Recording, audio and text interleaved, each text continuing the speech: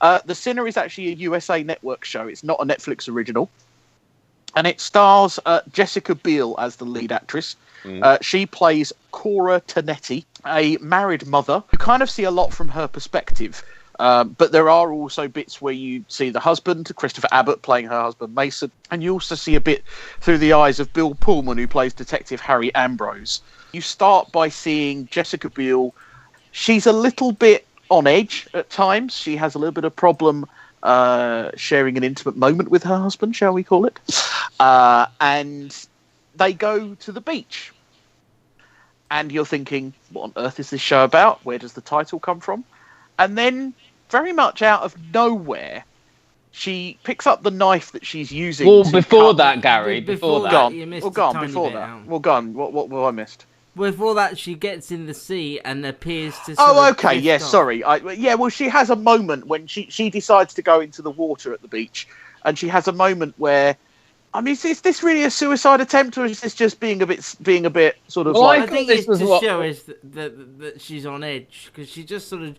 She swims away, and you see her family, husband and young son, getting further and further away, and she's sort of in a world of her own. So basically, she picks up the knife that she's been cutting her young child apple with, and basically goes over to this young amorous couple who are playing music and this is like bedtime with mother, isn't it? She got her child's apple and then goes over to the amorous couple. I'm trying to make sure it's PG.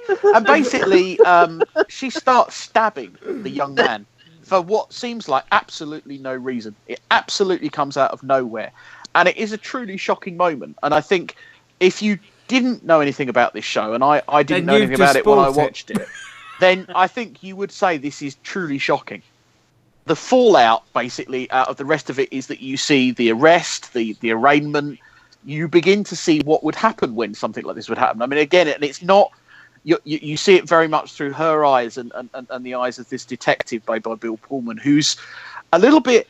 I mean, I suppose we're looking at our usual kind of like damaged detective, but a little bit unusual. He's got a fascination with flora and fauna.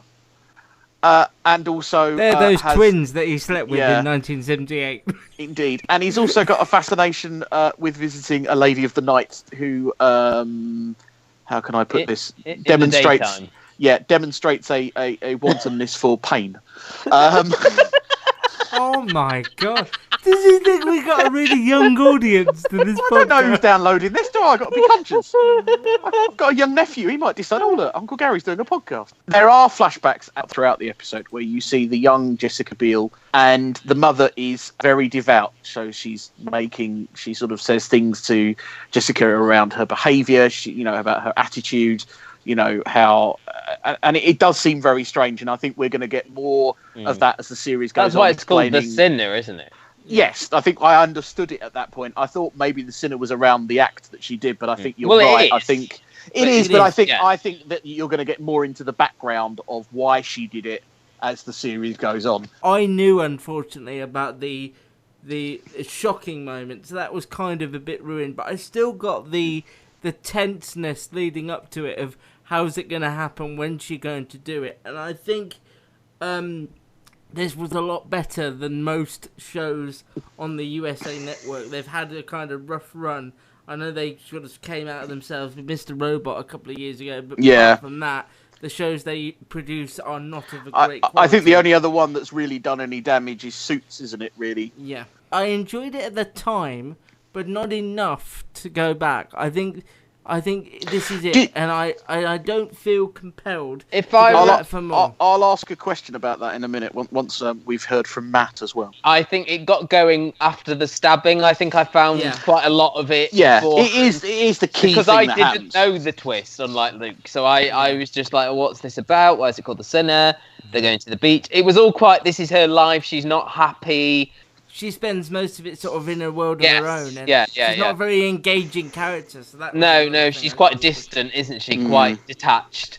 I think they pulled you in towards the end, and there was that intrigue regarding, was it the music they were playing had something to do with... Well, because there was no sort of obvious links. I don't know if you made that clear, Gary, that there was no obvious links between her and him. They said, why has she done this? It just seems a random act. basically you get the impression that initially this seems to be a random act. She doesn't know this person at all. This is what she said. And then there was some sort of link to the music that they were playing that sort of triggered something in her. Oh, okay. I didn't quite get that. Isn't that, Luke, am I right? I mean, this is going on my memory.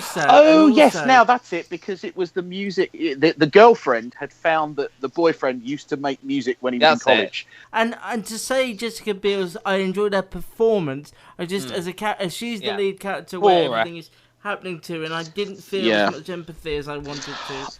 The question that I was going to ask, and I think I'll ask it to both of you, is: do you think that with Christmas coming up and the fact that we won't get so much drama on television, won't get so many new series, do you feel like this could fill that little void till the new year of a TV drama that you might binge on?